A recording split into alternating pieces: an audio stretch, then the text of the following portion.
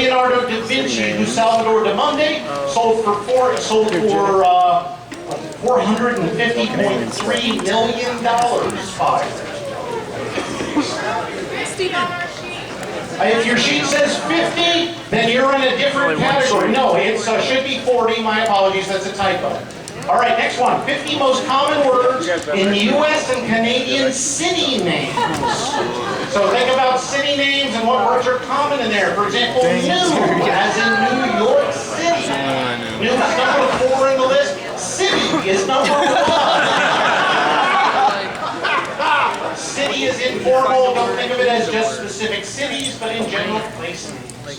Third category, artists with a #1 alternative or mainstream rock hit in 1970 to 1979, or 1990 to 1999, or a top 100 hit last year in 2018. So, think about funk and disco, think about grunge, think about modern music, and if you were waiting for the Motley Crue reunion tour, I'm sorry. In many, many ways.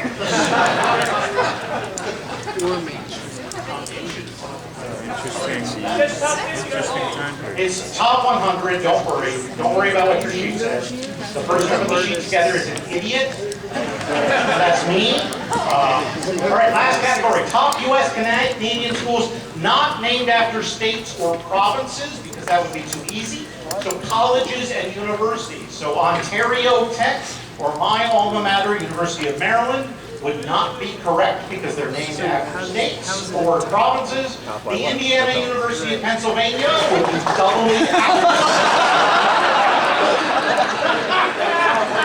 By the way, it's named the Indiana University of Pennsylvania because when people began settling Pennsylvania, they pushed all the Native Americans into one place and named that county Indiana.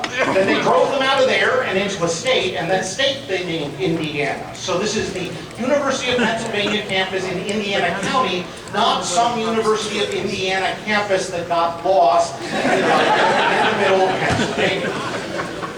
All right, named after includes states with partial state names and real names. So Coastal Carolina University does not count. Carolina like South Carolina or North Carolina.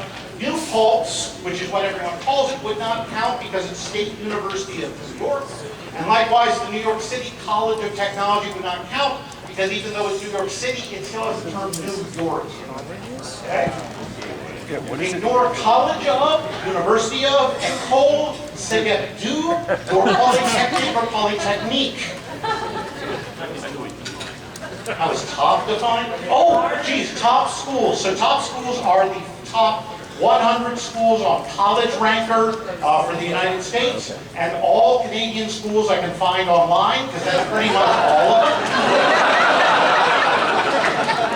So yeah, Cégep de Rimouski, if I'm getting that even close to correct, would start with an R, ignoring the Cégep de. University of Mary Washington would start with an M for Mary Washington, except it wouldn't count because Washington is a state, and therefore wouldn't fit in. All right, for answers, yes. If the acronym, if the full name of the college includes a state, the acronym does not count. But I'll accept the acronym off. Like UCLA. I may not have the acronym on the slides because I have no idea what the acronym is, in which case get someone to serve. All right, for good examples, think Harvard or University of Toronto. Was that the only college you knew?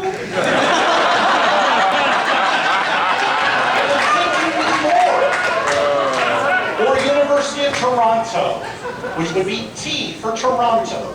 All right, finally, U.S. and Canadian authors. For U.S. authors, it's from the North Anthology of American Literature, 1820 to present. For Canadian authors, the Anthology of Canadian Literature in English, 3rd edition. Most modern authors, playwrights, poets, including historical ones back to 1820. For example, Margaret Atwood, the author of Handmaid's Tale, is in there. Or E. Cummings, American modernist poet. By the way, if you're wondering why I capitalized his name, actually let me back up. If you're wondering why, you might be wondering why I capitalized his name. So E. Cummings was an early modernist poet. As one of the early modernists, he was one of the first to really play with word form and typography, using spacing and capitalization. to emphasize and make points within his poems. As a result, one of his publishers styled him as lowercase E. Cummings as kind of a trademark, and most people assume that's how you spell his name. But in fact, that isn't how he ever spelled his name. That was just a trick a publisher used. So you've seen a pushback in recent years to get him back to capitalize E. And now you know. Are you ready for your round 4 letters? Oh, I didn't know. Sure. Of course you're not, but you're getting them anyways. Your letters are B, E, P, V, and W. Good luck.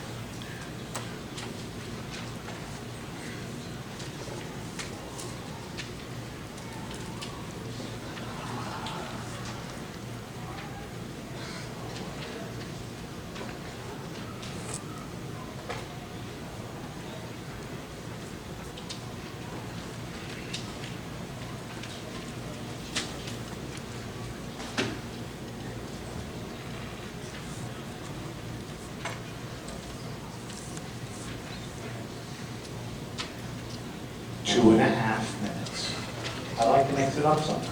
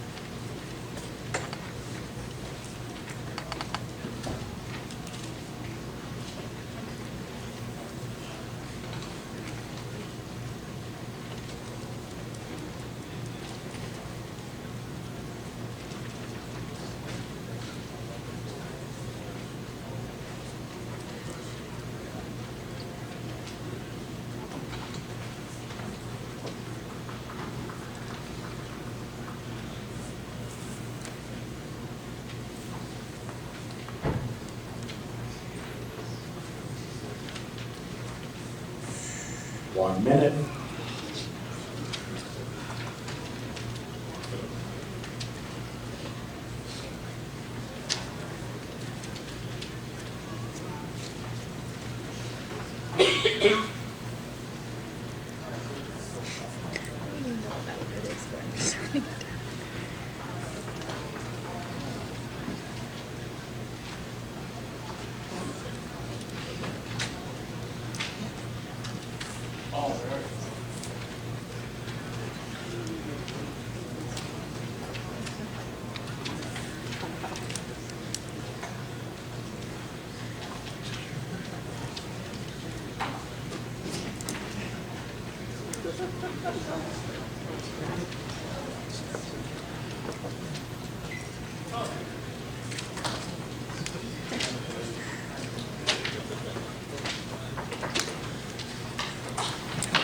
And time.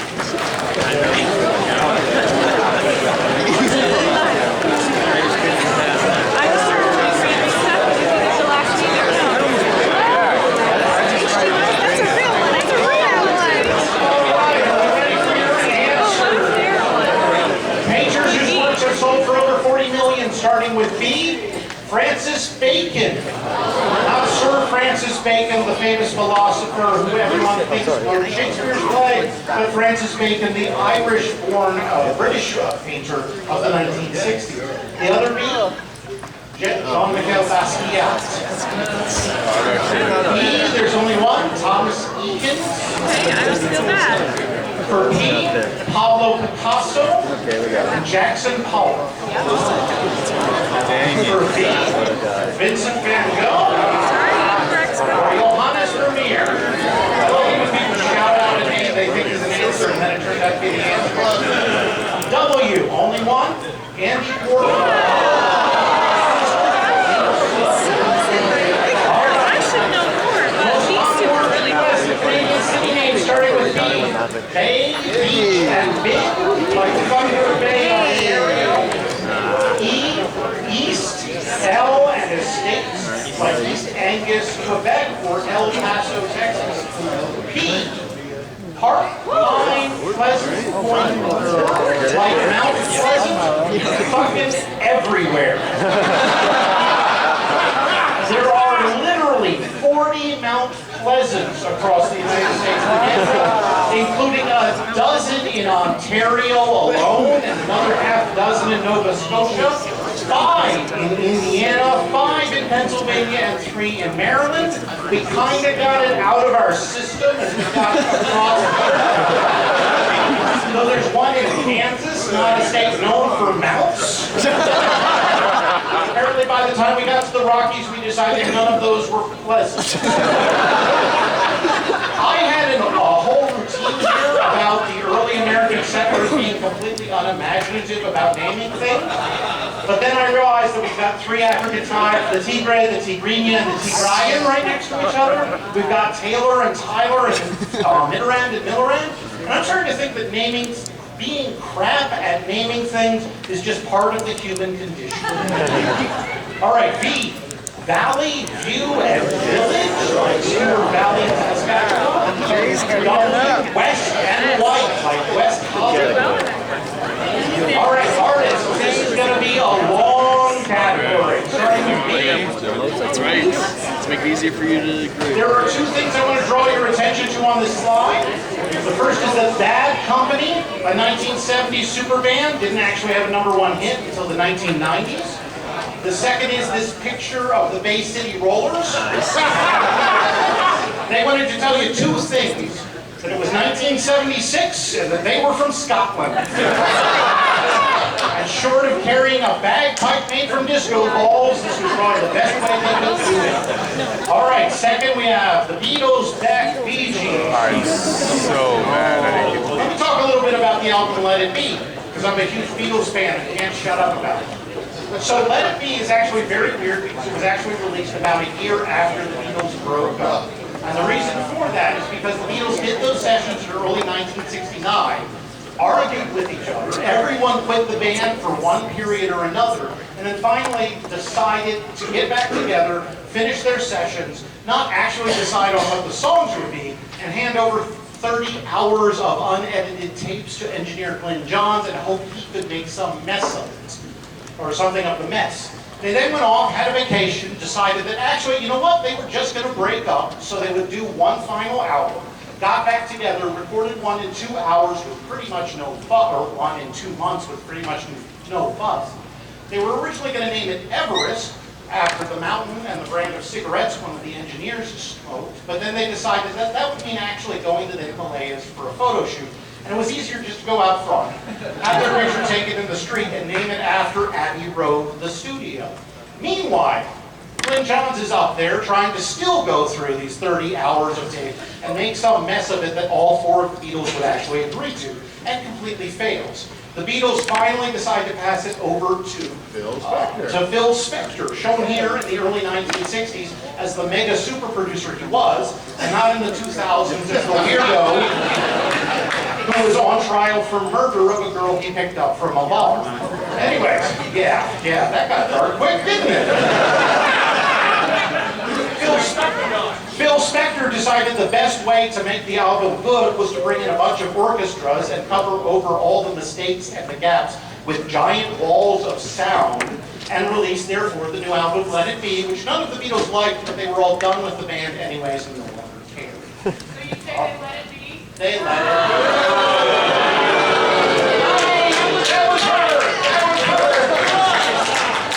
All right. Third slide. Black Crowes, locked in and played the game 2.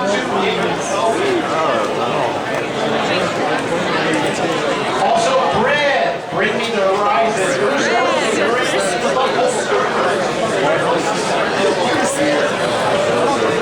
All right, ready for E. It's one slide. But the Eagles. I want to bring your attention to one thing on this slide. And that's this picture of Everclear. And I should make just as much fun of this band in the 90s as I did of the Bay City Rollers in the 70s, but this picture just makes me sad. No one thought Soul Patch. Can you go back a slide? Go back a slide. Do you need that? There it is. Yes. There you go. Oh. I didn't want to see this again. All right. P includes Panic at the Disco, Papa Roach, Tom Petty and the Heartbreakers. I was really worried about this category being any good, but then I realized I could do Papa Roach and the Partridge Family. And that made me so goddamn happy. All right. Also includes Pink. So, I want to draw your attention to two other things on this slide. Three things, actually. So, Pink Floyd, once again, 70s super band, didn't have a #1 hit until 1994. Second thing I want to draw your attention to is Billy Preston. So, I told you that story about Let It Be to tell you the story about Billy Preston, because you can't talk about Let It Be without talking about Billy Preston. So when George Harrison left the band, he ran into his old friend Billy Preston. They had met in the early 1960s when Harrison was touring with the Beatles in Hamburg. At 18, Billy Preston was a 16-year-old keyboardist for Little Richard touring through Europe. They had been friends at the time. They got to be friends again in 1969, and Harrison decided that he was going to quit the Beatles to do stuff with Preston. And then he decided that he would get back together with the Beatles, but only on the condition that they let Preston record with them. The other Beatles decided they really couldn't release an album without George Harrison, so they decided to let Billy Preston back into the band. Though most of the documentary filmers pushed him off to the side so that you never actually see him in any of the pictures. However, he is still the only credited artist to appear on any Beatles album. In addition, Harrison credited Preston showing up with getting the album finished, because when Preston was in the area, the Beatles wouldn't argue with each other. It was like having a relative over that you didn't want to embarrass other people in front of. After Preston left, he got the high honor of playing Sgt. Pepper in the movie Sgt. Pepper's Lonely Hearts Club Band, one of the worst movies of the 1970s. Yes, that's him shooting lightning from his finger. No, I won't explain it because the movie doesn't deserve that. In fact, Preston did have a very big solo career, as shown by his inclusion in #1 hits, and continued to work with the Beatles for the rest of the 70s and 80s, shown here in this incredibly 70s picture with George Harrison and President Gerald Ford. The last thing I want to draw your attention to on this slide is this picture of Portugal the Man. Everyone who is under 30 in this room, in 20 years you're going to feel about this picture the way we do about this. All right, B includes Dan Galen, Tommy Handstand, Suzanne Vega, and the W includes the Wallflowers. So again, I want to draw your attention to Weezer never had a #1 hit in the 1990s. They're only in here because of a hit they had last year. And then finally, All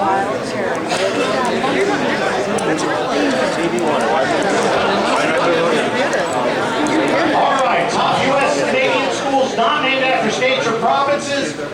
For example, Baylor University, Ball State University. Brown, Brigham Young, Rittenauer. If you don't see it and I go too fast, just circle it.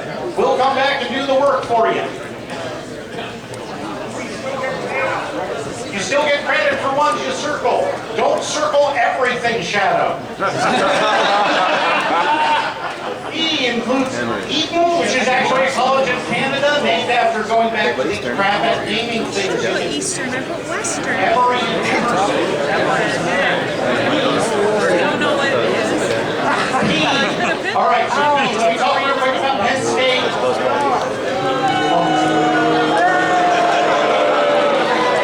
It's not a good answer, guys. Don't boo it.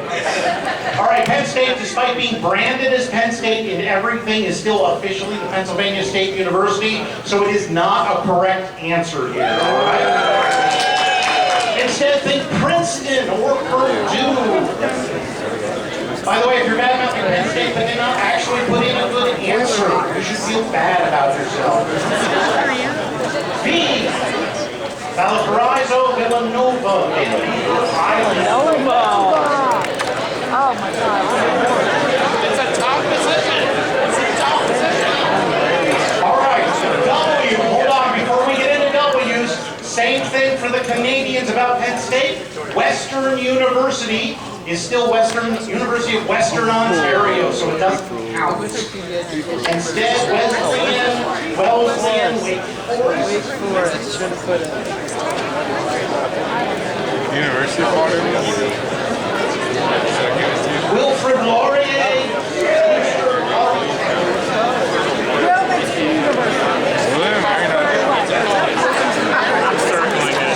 U.S. Canadian author starting with B. Includes James Baldwin, Ambrose Bierce, Saul Bellow.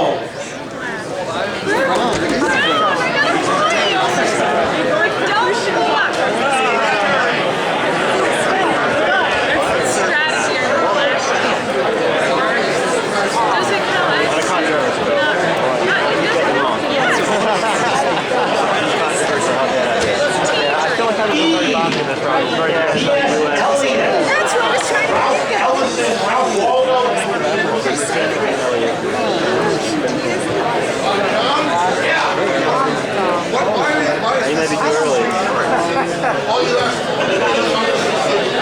from the Norton Anthology of Literature, literature authors, literature. What does that mean? Meet him in the bar later for a discussion. College professor, things you would learn in a college English course.